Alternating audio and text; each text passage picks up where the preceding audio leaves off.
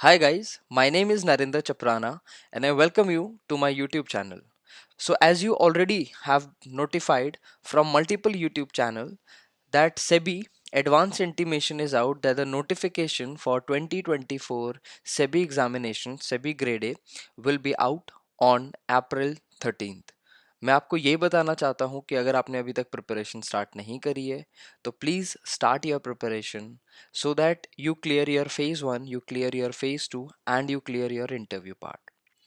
कुछ चीज़ें हैं जो आपको ध्यान में रखनी है अगर आपको पता नहीं है कि सेबी की एलिजिबिलिटी क्राइटेरिया क्या होता है, for example as eligibility, educational eligibility, so this video is all about that.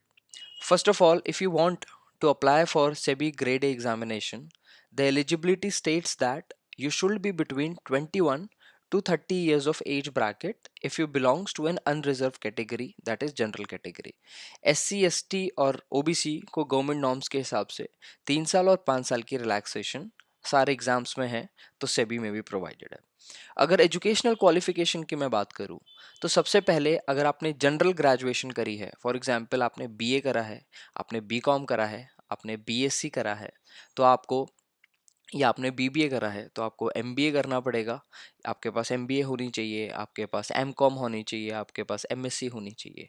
लेकिन अगर आपने टेक्निकल ग्रेजुएशन करा है, फॉर एग्जांपल अगर आपने बैचलर्स इन इंजीनियरिंग करी है, आपने बीटेक करी है, या फिर आपने लॉ करा है, या फिर आपने चार्टर्ड अकाउंटेंट का कोर्स करा है, या फिर आपने सीएफए करा है, या कंपनी सेक्रेटरी का कोर्स ऑप्ट करा है, तो in that case you will be eligible on graduation basis. Salary की अगर मैं बात करूं तो आपकी जो सैलरी होती है जब आप एग्ज़ाम क्लियर करते हो, जब आपका सिलेक्शन होता है, तो आपकी सैलरी होती है 1,11,000 without with accommodation. 1,11,000 with accommodation. अगर आप अकोमोडेशन नहीं लेते तो आपके 1,50,000 रुपए के आसपास तनख्वाह बनती है महीने की, राइट.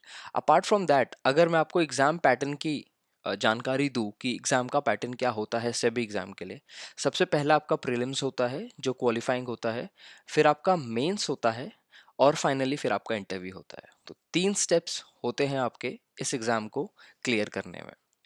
आपका जो प्रीलिम्स होता है उसमें आपके 2 पेपर होते हैं, पेपर 1 एंड पेपर 2. ऐसे ही आपका जो मेंस होता है उसमें 2 पेपर होते हैं, पेपर 1 एंड पेपर 2, और फाइनली आपका इंटरव्यू होता है. ये वीडियो स्पॉन्सर करी गई है ibpsguide.com के थ्रू. तो अगर आप कोर्स प्लान करते हो या ऑप्ट इन करना चाहते हो इस एग्ज़ाम की तैयारी के लिए, तो आप इस वेबसाइट पे जा सकते हो और अपना कोर्स ऑप्ट कर सकते हो.